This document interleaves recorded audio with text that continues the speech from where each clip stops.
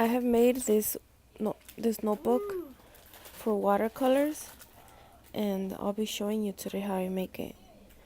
I lined it with antique music paper, and I put 10 sheets of watercolor in it.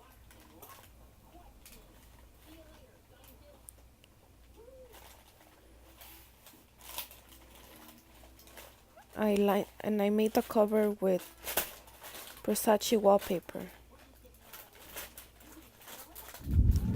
Here I have the sheets that I have already cut out to size and folded in half. So now I'll be making the cover with this cardboard. I used a recycled cardboard from my children's baby carrier.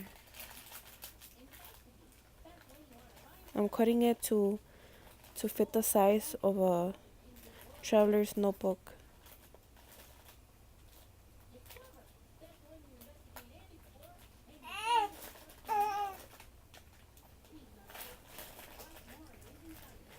Here I'm cutting all the sides.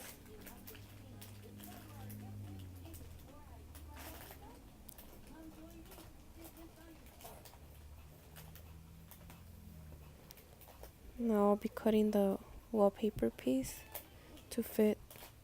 I really like this Versace wallpaper.